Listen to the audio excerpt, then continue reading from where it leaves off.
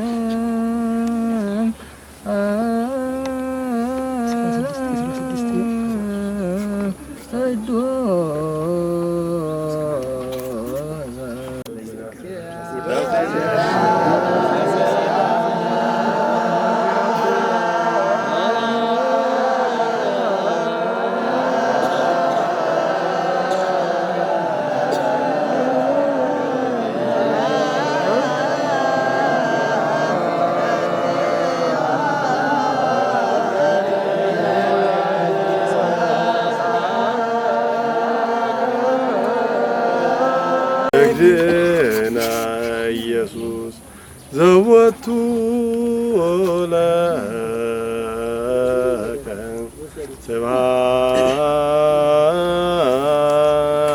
ስብሐት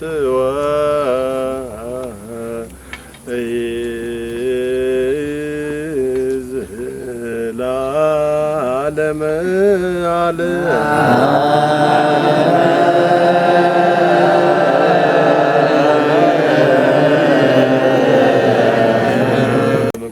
በሃይማኖት እንዲያጸናን ሀገራችንን ሰላም እንዲያደርግልን ይህንን ሕንጻ በሰላም ጀምረን በሰላም እንድንፈጽም የእግዚአብሔር አምላካችን ቅዱስ ፈቃዱ እንዲሆንልን ተረፈ መዓልቱን እንዲባርክልን ከሰማዕቱ ከቅዱስ ጊዮርጊስ ረድኤቱንና በረከቱን እንዲያሳትፈን አባታችን ሆይ እንበል። አባታችን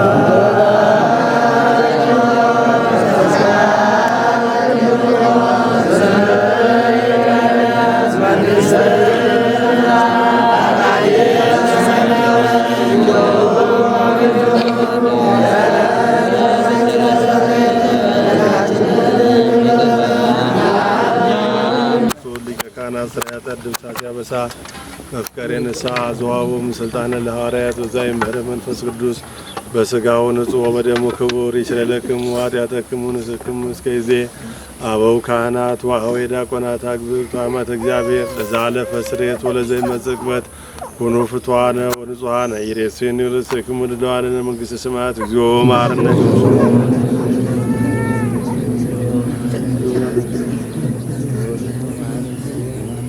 በእንተ እግዝእትነ ማርያም መሐረነ ክርስቶስ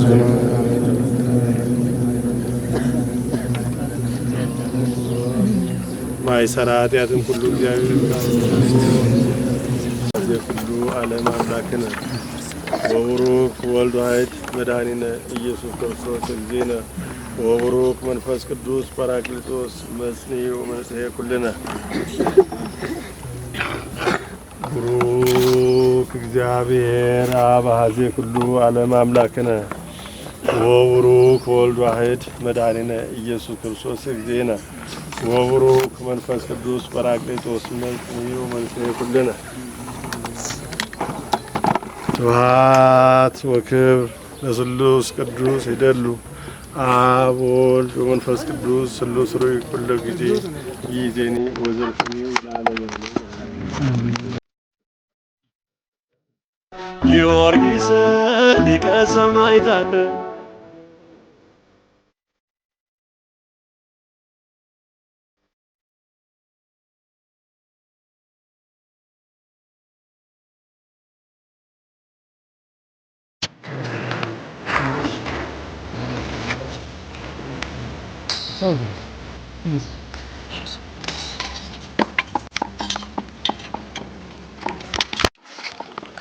እሺ አሁን አዳምጡ።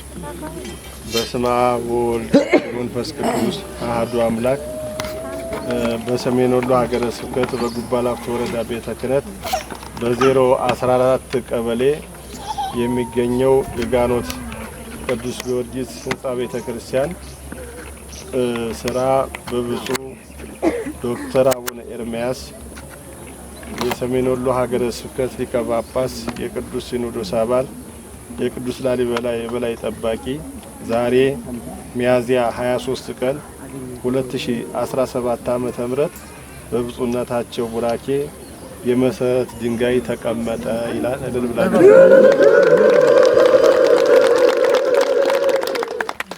ጨርሰናል። በስመ አብ ወወልድ ወመንፈስ ቅዱስ አሐዱ አምላክ አሜን። እሺ እኔ እንግዲህ ስሜ መላከ ኃይል ስጦታው ሞላ እባላለሁኝ። የጉባ ላፍቶ ወረዳ ቤተ ክህነት ዋና ጸሐፊና የቁጥጥር አገልግሎት ኃላፊ ሆኜ ነው የምሰራው በአሁኑ ሰዓት።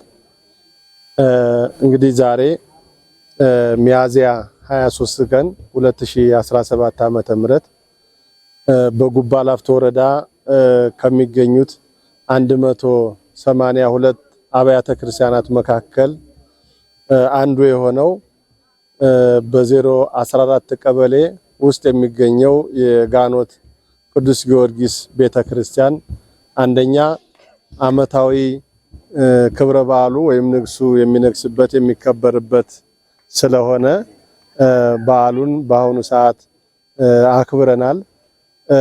ሁለተኛ ያው እንደሚታወቀው ይሄ ቦታው ቀደም ሲል ከጥንት ጀምሮ ቅዱስ ጊዮርጊስ ይገለገልበት የነበረ አነስተኛ ቤተክርስቲያን ነበረ። እሱን አሁን አፍርሰው በተቋቋመው ኮሚቴ በወልዲያ በአዲስ አበባ በዚህ በደብሩም የተቋቋመው ቢይ ኮሚቴ ከሰበካ ጉባኤው ጋር ህዝቡና ካህናቱ አንድ በመሆን ተማምነው ተወያይተው ተነስተው ህንጻ ቤተክርስቲያኑን ዘመኑን የዋጀ ማለትም በአሁኑ ጊዜ በ21ኛው መቶ ክፍለ ዘመን ዘመኑን የዋጀ የሚመጥን ቤተክርስቲያን በህንጻ ለመስራት ተነሳስተው ጥረት ተደርጓል።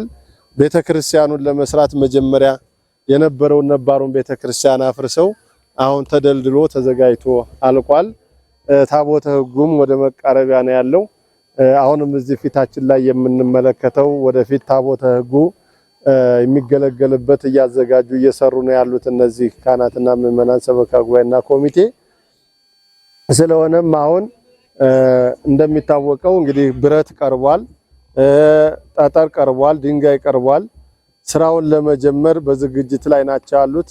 እንዳለን መረጃ ሁሉ በጎ አድራጊዎች ከውጭ ሀገር የሚገኙ በአሜሪካን ሀገር 300 ኤጋ ቆርቆሮ ተገዝቶ መጥቶም እንደቀረበ ተነግሮና ሪፖርት ተደርጎልናል። ከዛ በተረፈ እንግዲህ ስራው መጀመር ስላለበት በዛሬው ዕለት የመሰረት ድንጋይ የወልዲያ አካባቢ ያለው የተቋቋመው ኮሚቴ እንዲሁም ደግሞ የአካባቢው ዋናው ኮሚቴና እንዲሁም ህዝቡ ካህናቱ ሁሉም የበዓሉ ተሳታፊ ባሉበት በክብር መሰረት ድንጋዩን ዛሬ ጥለናል። በብፁዕ አባታችን አቡነ ኤርምያስ ዶክተር የሰሜን ወሎ ሀገረ ስብከት ሊቀ ጳጳስና የቅዱስ ሲኖዶስ አባል ተባርኮ ዛሬ የመሰረት ድንጋዩ ተጥሏል።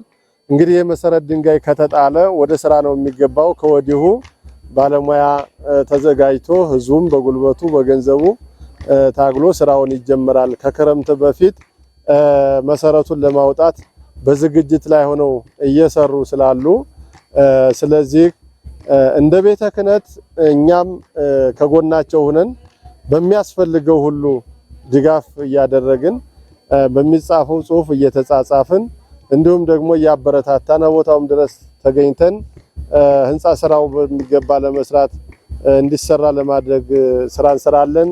ወደ ኋላ አንልም። እንደ ኮሚቴ በአዲስ አበባም ያላችሁ በወልዲያም ያላችሁ በሌላም ቦታ ይህንን ህንጻ ቤተክርስቲያን እንግዲህ ተጀምሮ ጥሩ ፍጻሜ ላይ እንዲደርስ ረጅም ጊዜ ሳይወስድ በአጭር ጊዜ ተጀምሮ እንዲጠናቀቅ በአገር ውስጥ ብቻ ያላችሁ ሳትሆኑ በአገር ውጭም ያላችሁ እስካሁን ድረስ የረዳችሁ የደገፋችሁ እንዲሁም ደግሞ በወንድማችን በአቶ አለማየሁ ይመር አማካኝነት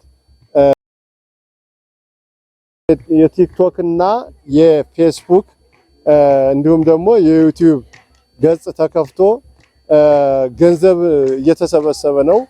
ገንዘቡ ገቢ የሚሆነው በቤተ ክርስቲያኑ አካውንት ነው። ስለዚህ ምንም አይነት የሚያጠራጥር የለም። እስካሁን የገባው ገቢ ስራ ላይ እየዋለ ነው።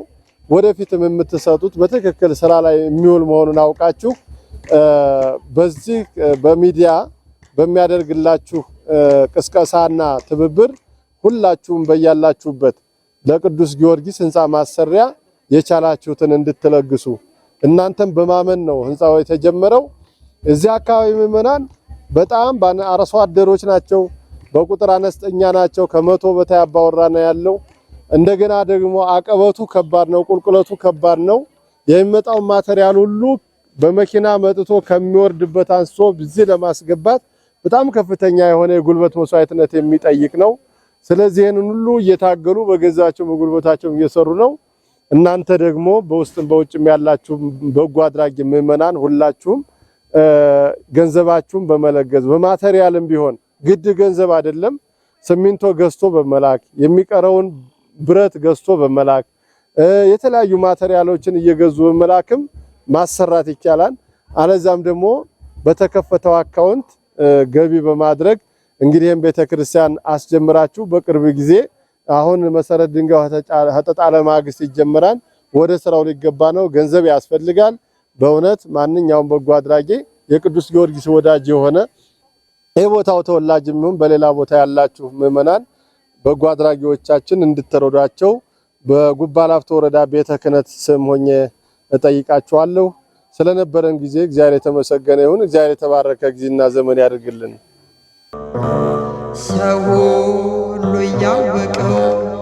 ሰው ሁሉ ያወቀው አልሞትም ማለቱ